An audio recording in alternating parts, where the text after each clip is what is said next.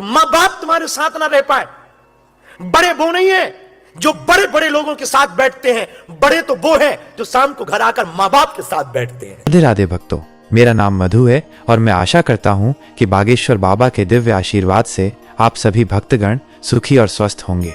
आज का वीडियो बेहद भावुक करने वाला और जीवन को दिशा देने वाला है, इसलिए इसे अंत तक जरूर देखें।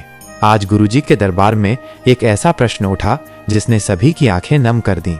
गुरुजी ने बड़े ही सरल और मार्मिक शब्दों में कहा, माँ बाप को कभी मत छोड़ना। उन्होंने समझाया कि जिस तरह पेड़ की जड़ें होती हैं, उसी तरह माँ बाप हमारे जीवन की नींव है। जो अपने माता पिता को छोड़ देता है वो जीवन में कभी स्थिरता नहीं पा सकता।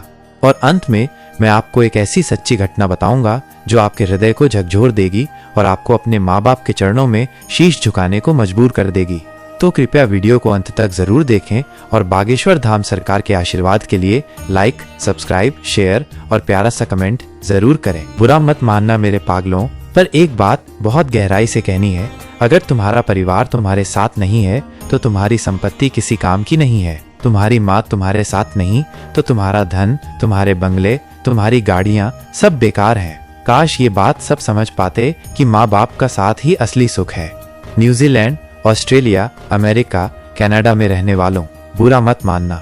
तुम मरने के बाद तो खूब बात करते हो, खूब आंसू बहाते हो, बड़ी बड़ी माला टानते हो, फोटो के आगे दिया जलाते हो, लेकिन जीते जी वो एक कॉल, वो एक मुलाकात, वो एक बार माँ कैसी हो पूछने का वक्त नहीं निकालते।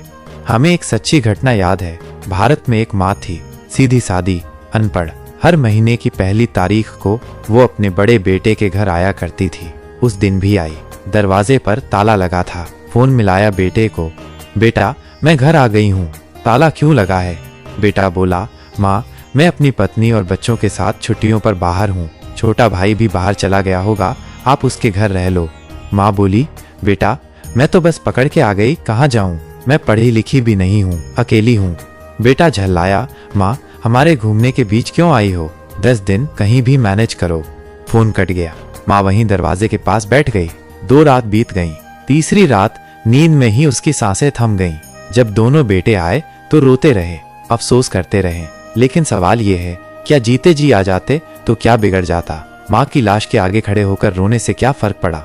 बड़ा वो नहीं होता जो विदेश में लाखों कमाता है, बड़ा वो होता है जो शाम को माँ के पास बैठता है। बड़ा वो नहीं जो दुनिया के बड़े बड़े लोगों से मिलकर फोटो खिंचवाता है, बड़ा वो है जो अपने बूढ़े बाप की थकी हुई आंखों में सुकून देता है।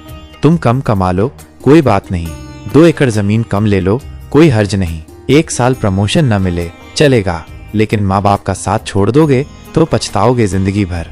ये दुनिया जितनी भी बड़ी लगे, माँ के आंचल के नीचे जो शांति है वो कहीं नहीं। परदेश में रहकर पैसा कमाना बुरा नहीं, लेकिन जड़ें मत भूलो।